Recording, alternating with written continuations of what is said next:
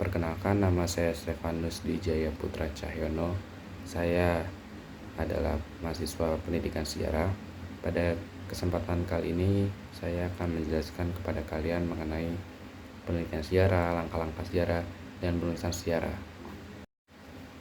Penelitian sejarah dengan historiografi adalah dua kata yang berbeda ya.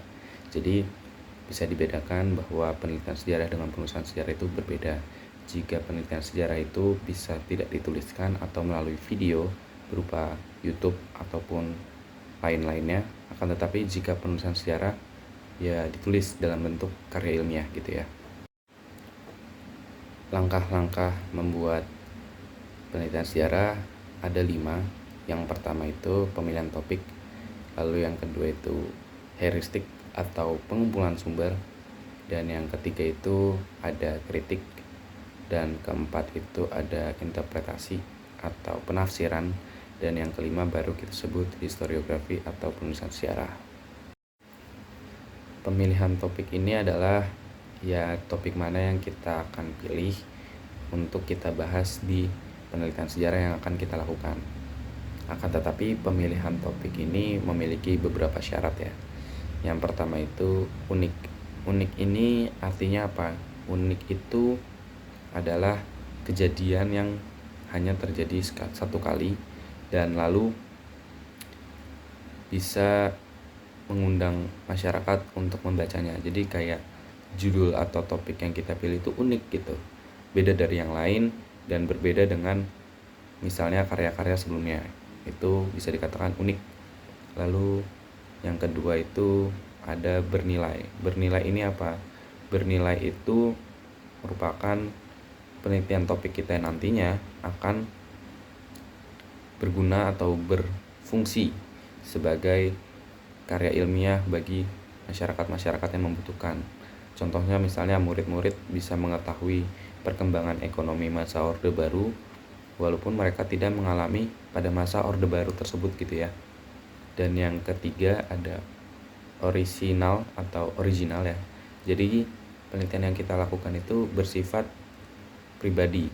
Artinya apa? Maksudnya itu kita melakukan sendiri gitu, bukan karya orang lain atau menjiplak ya. Dengan original ini kita bisa mengkaji karya-karya yang sebelumnya sudah ada. Jadi karya-karya yang sebelumnya kurang relevan untuk saat ini bisa kita kaji ulang dengan penelitian sejarah dengan menggunakan pemilihan topik ini ya. Lalu langkah yang kedua ada heuristik atau pengumpulan sumber. Jadi pengumpulan sumber ini apa? Kita ketika sudah memilih topik mana yang akan kita teliti, kita akan menggali sumber-sumbernya untuk menunjang penelitian kita gitu. Misalnya kita akan mengambil topik sejarah perkembangan ekonomi masa Orde Baru. Jadi kita akan mengambil sumber-sumber yang mengenai masa Orde Baru tersebut yang berkenaan dengan ekonomi atau perkembangan politik, ekonomi, dan sosial ya. Jadi ada kesinambungannya gitu ya. Lalu yang kedua ada sumber sekunder. Sumber sekunder ini apa? Sumber sekunder ini adalah hasil dari turunan sumber primer. Jadi sumber primer itu diambil lalu diolah datanya dan dijadikan sebuah hasil penelitian, maka penelitian yang digunakan itu atau hasilnya itu akan menjadi sumber sekunder gitu ya. Jadi misalnya contoh-contohnya bisa kita lihat nanti di slide selanjutnya. Untuk contoh sumber primer di sini bisa kita lihat ada 2 atau lebih nanti ya, saya jelaskan. Yang pertama itu teks proklamasi atau bisa disebut juga dengan arsip.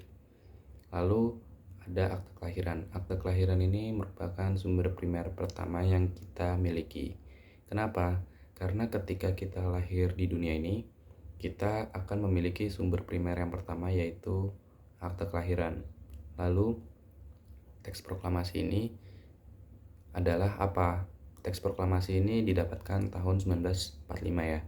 Jadinya teks proklamasi ini mencakup kawasan yang banyak, kalau sedangkan akte kelahiran tuh pribadi. Bisa digunakan keduanya untuk penelitian sejarah. Bagaimana cara penggunaannya? Jika misalnya akte kelahiran bisa dijadikan penulisan biografi. Misalnya itu si A itu meninggal, lalu si A ini pada masa hidupnya berdampak. Kita bisa membahas biografi si A berdasarkan akte kelahiran. Jadi kita bisa menulis biografi si A, tinggal di mana, lahir di mana, tahun berapa, berdasarkan akte kelahirannya gitu ya. Sedangkan proklamasi bisa kita bahas mengenai isi dari teks proklamasi itu dan lain sebagainya. Keduanya ini merupakan arsip sejarah ya. Tapi arsip dengan dokumen itu berbeda. Kalau arsip itu sudah tidak bisa diubah-ubah lagi isinya, sedangkan dokumen itu bisa. Dan dokumen itu biasanya terlihat seperti soft file atau file-file berbentuk online gitu ya. Yang kedua, sumber sekunder. Sumber sekunder yang telah saya jelaskan tadi yaitu penurunan atau hasil olahan dari sumber primer ya. Jadi sumber sekunder ini bisa disebut juga karya ilmiah, buku, jurnal, dan lain sebagainya. Contoh, ketika saya sebagai penulis, lalu saya menggunakan sumber primer sebagai tulisan atau karya ilmiah saya, lalu saya terbitkan, dan misalnya seseorang menggunakan karya yang telah saya terbitkan, karya yang saya telah terbitkan itu bisa disebut dengan sumber sekunder ya. Jadi saya mengelola sumber primer dijadikan tulisan saya, lalu tulisan saya sendiri itu berupa buku. Buku saya itu bisa disebut sumber sekunder karena buku saya hasil dari mengelola sumber primer. Langkah-langkah yang ketiga yaitu kritik. Kritik ini apa? Kritik adalah mencari validitas yang sesuai. Maksudnya itu ketika kita telah mendapatkan sumber atau di heuristik tadi, kita akan membanding-bandingkan sumber yang ada dengan sumber yang lainnya gitu ya. Untuk fungsinya apa? Ya untuk mencari kebenaran yang sesuai dengan kejadian sejarah yang telah terjadi oleh pelaku sejarah. Jadi di sejarah ini kan kita tidak bisa benar-benar mencari kebenaran yang sesuai karena kebenaran yang sesuai itu hanya terjadi pada pelaku sejarah gitu. Kita sebagai seseorang yang bukan pelaku sejarah, kita hanya bisa menduga-duga kejadian tersebut sesuai dengan yang dialami oleh pelaku sejarah gitu ya. Itu yang disebut dengan kritik. Lalu kritik nanti akan dibagi menjadi berapa aja, mari kita lihat di slide selanjutnya. Sumber sejarah yang telah kita dapatkan akan dikritik. Kritik ini dibagi menjadi dua, yaitu internal dan eksternal. Sesuai dengan namanya, internal yang berarti dalam dan eksternal yang berarti luar atau membahas mengenai hal-hal yang di luar sumber sejarah. Kedua-duanya ini saling membanding-bandingkan dengan sumber yang telah kita temukan. Jadi sumber yang kita telah temukan dibandingkan lagi dengan sumber lainnya akan mendapatkan kevalidan atau kebenaran yang sesuai. Kritik internal. Kritik internal. Kritik internal ini apa? Kritik internal adalah mengkritisi isi bagian dalam sumber yang telah kita temukan. Tadi kita telah mengambil sumber, lalu kita nantinya akan membandingkan. Membandingkannya ini secara dalam atau isinya ya. Jadi misalnya kita menemukan sebuah arsip atau sumber primer, kita akan mengkritisi isinya. Contohnya itu misal di arsip 1 menyatakan bahwa tertera itu 1940, tetapi arsip 2 yang isinya sama menetapkan tahun 1941. Di situ kan ada perbedaannya. Maka dicari lagi perbandingan arsip C atau arsip ketiga, itu dilihat dulu tahunnya. Misalnya ternyata arsip ketiga menunjukkan tahun 1940, maka kevalidan yang didapat atau kebenaran yang sesuai itu tahun 1940. Jadi kita mengkritik isinya. Lalu ada kritik eksternal, sesuai dengan namanya eksternal, luar. Berarti ini adalah cara yang dilakukan untuk mengkritik bagian luar sumber sejarah. Contoh misalnya prasasti. Prasasti itu yang dikritik luarnya adalah apakah benar prasasti atau bentuk prasasti ini ada pada zaman seperti itu dengan bentuknya yang saat kita dapatkan seperti apa gitu ya.